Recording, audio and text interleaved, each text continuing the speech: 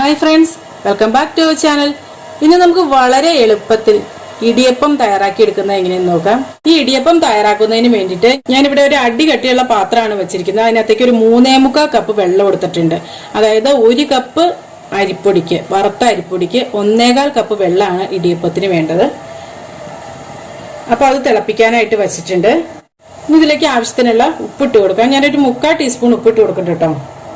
1 table spoon വെളിച്ചെണ്ണ കൂടി ഒഴിച്ചു കൊടുക്കാം. അപ്പൊ ഇത് നന്നായിട്ടൊന്ന് തിളച്ച് വരട്ടെ. പൊടി എടുക്കുമ്പോൾ ഇതുപോലെ വടിച്ച് വേണം എടുക്കാനായിട്ട്. ഞാൻ ഈ ഒരു കപ്പിനാണ് 3 കപ്പ് അരിപ്പൊടി എടുക്കുന്നത്. അതായത് ഇപ്പൊ തിളച്ച് വന്നു തുടങ്ങിയിട്ടുണ്ട്. നന്നായിട്ട് തിളച്ച് കഴിയുമ്പോൾ ഫ്ലെയിം ഓഫ് ചെയ്യാം. എന്നിട്ട് ഈ അരിപ്പൊടി ഇട്ട് കൊടുക്കാം.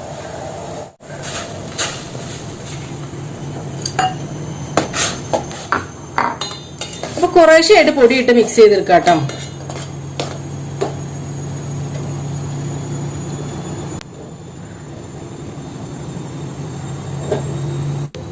ഇതുപോലെ ഈ കയ്യിലിന്റെ കണ വെച്ച് ഇങ്ങനെ ഇളക്കി എടുക്കുകയാണെങ്കിൽ നല്ല എളുപ്പത്തിൽ നമുക്ക് മിക്സ് ചെയ്തെടുക്കാൻ പറ്റും. അപ്പൊ അതായത് ഇപ്പൊ നന്നായിട്ട് മിക്സ് ആക്കി എടുത്തിട്ടുണ്ട്. ഈ ഇടിയപ്പത്തിനുള്ള മാവ് നമുക്ക് കുഴക്കേണ്ട ഒന്നും ആവശ്യമില്ല കേട്ടോ. ഇതിങ്ങനെ തന്നെ എന്താ പറയാ, ഒരു തവി കൊണ്ട് വാരി വാരി ആ ഇടിയപ്പത്തിന്റെ ആ ഒരു സേവനാഴിയില്ലേ അതിനകത്തേക്ക് ഇട്ട് കൊടുത്തുവെച്ചാൽ മതി. അപ്പോൾ അതാ ഒരു ഇടിയപ്പ പാത്രത്തിൽ കുറച്ച് വെള്ളമൊക്കെ എടുത്ത് വെച്ചിട്ടുണ്ട്. ഇഡ്ഡലി പാത്രം ഇല്ലേ, അതിനകത്ത് തന്നെയാണ് കേട്ടോ ഞാൻ ഈ ഇടിയപ്പം ഉണ്ടാക്കിയെടുക്കുന്നത്. അപ്പോൾ ഇതിനകത്തേക്ക് ഇനി കുറച്ച് എണ്ണ തടവി കൊടുക്കാം. ഇപ്പോൾ നിങ്ങൾക്ക് ഈ തേങ്ങ ഇട്ടിട്ട് കഴിക്കാനാണ് ഇഷ്ടമെങ്കിൽ ഇതിനകത്തേക്ക് തേങ്ങ ചിരകിയത് ഇട്ട് കൊടുത്തുവെച്ചാൽ മതി. അപ്പോൾ ഈ ഒരു ഈ എണ്ണ ഇങ്ങനെ ഇതിനകത്ത് തേക്കുന്നത് നമുക്ക് ഒഴിവാക്കാൻ പറ്റും. ആ സ്ഥാനത്ത് നമ്മൾ തേങ്ങ ഇട്ട് കൊടുത്തുവെച്ചാൽ മതി. ഇവിടെ അടഞ്ഞ ടൈപ്പിലുള്ള മേടിക്കാൻ കിട്ടും. അപ്പൊ അത് മേടിക്കാണ്ട് ഇങ്ങനെ കേട്ടോ നല്ലത്. ഇതുപോലെ ഇങ്ങനെ 2 സൈഡിൽ നിന്ന് ഊരി എടുക്കാവുന്ന ടൈപ്പിലുള്ള അതായിരിക്കും കേട്ടോ നല്ലത്. എന്നിട്ട് ഇതിൻ്റെ ഉള്ളിലിട്ട് ചില്ലിട്ട് കൊടുക്കാം.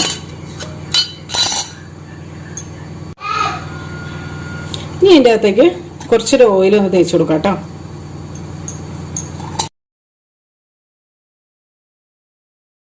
അപ്പൊ ഇനി സേവനാഴിലിട്ട് ഈ പൊടി നമുക്ക് വാരി വാരി ഇട്ടേച്ചാൽ മതി കേട്ടോ. ഇവിടെ കുഴയ്ക്കാനൊന്നും നടക്കേണ്ട കാര്യമില്ല. ജസ്റ്റ് ഒന്ന് കൂട്ടി കിട്ടാൻ വേണ്ടി, എന്താ പറയുക, കൂട്ടി പിടിച്ച് കിട്ടാൻ വേണ്ടിയിട്ട് മാത്രമാണ് ഞാനിങ്ങനെ ഒന്ന് ഉരുട്ടിയെടുത്തത് കേട്ടോ. ഇങ്ങനെ പോലും ഉരുട്ടിയെടുക്കേണ്ട ആവശ്യമില്ല കേട്ടോ. ഒരു സ്പൂൺ ഉപയോഗിച്ച് ഈ സേവനാഴിലിട്ട് കോരി കോരി ഇട്ടാൽ മതി. അപ്പോൾ ഇതാ പൊടിയൊക്കെ നിറച്ച് വെച്ചിട്ടുണ്ട്.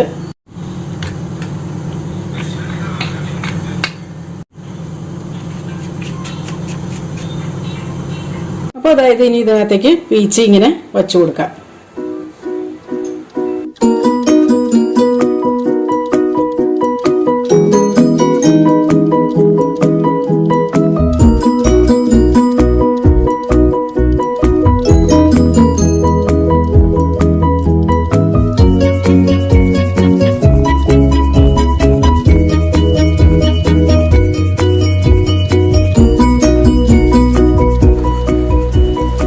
ഉണ്ടാക്കിയത് ഇതിൻ്റെ ഉള്ളിലിട്ട് ഇറക്കി വെച്ച് കൊടുക്കാം.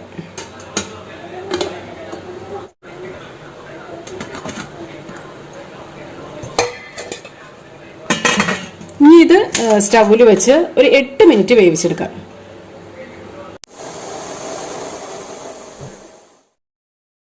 അപ്പോൾ അതായത് ഇതിന്റെ സൈഡിൽ നിന്നൊക്കെ ആവി വന്നു തുടങ്ങിയിട്ടുണ്ട്. അപ്പൊ ഇത് റെഡി ആയിട്ടുണ്ട്. നമുക്കിതൊന്ന് തുറന്നു നോക്കാം.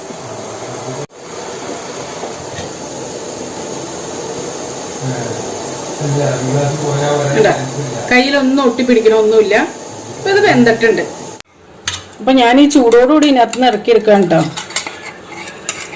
ഇടിയപ്പം ഇറച്ചിക്കറിയുടെ കൂട്ടത്തിലോ, അതായത് ചിക്കൻ, മട്ടൻ, ബീഫ് എന്തിന്റെ കൂട്ടത്തിലും കഴിക്കാം. പിന്നെ അതുപോലെ മുട്ടക്കറിയുടെ കൂട്ടത്തിൽ കഴിക്കാം, കടലക്കറി, എന്തിന്റെ കൂട്ടത്തിലും നല്ലൊരു കോമ്പിനേഷൻ ആട്ടോ. ഇതൊന്നും ഇല്ലെങ്കിൽ കുട്ടികൾക്കൊക്കെ ആണെങ്കിൽ ചുമ്മാ തേങ്ങാപ്പാല് ഇച്ചിരി പഞ്ചസാര ഇട്ടിട്ട് അത് ഒഴിച്ചു കൊടുക്കുവാണെങ്കിൽ അവർ നല്ല ഇഷ്ടത്തോടു കൂടി ഇതൊക്കെ കഴിച്ചോളൂ കേട്ടോ. ഇത് വലിയ പാത്രത്തിൽ വെച്ചിട്ട് നമുക്ക് അങ്ങനെ ഉണ്ടാക്കുവാണെങ്കിൽ നല്ല രസമായിരിക്കും. കാണാനൊക്കെ കുറച്ചുകൂടെ നല്ല ഭംഗിയായിരിക്കും കാണാനായിട്ട്. ഇതുപോലത്തെ ഓട്ടയുള്ള ഇങ്ങനത്തെ പാത്രങ്ങൾ മേടിക്കാൻ കിട്ടും. അപ്പോൾ അതിനകത്ത് വെച്ചിട്ടാണ് ഇത് നമുക്ക് ഉണ്ടാക്കിയെടുക്കാം കേട്ടോ. അപ്പോൾ ഇതെല്ലാവരും ഒന്ന് ട്രൈ ചെയ്ത് നോക്കുക കേട്ടോ. എന്നിട്ട് നിങ്ങളുടെ അഭിപ്രായങ്ങളും നിർദ്ദേശങ്ങളും ഒക്കെ കമന്റ്സിലൂടെ അറിയിക്കുക. അപ്പോൾ നല്ല റെസിപ്പിയുമായി വീണ്ടും കാണാം. എല്ലാവർക്കും നല്ലൊരു ദിവസം ആശംസിക്കുന്നു. Thank you for watching Aisha's creations.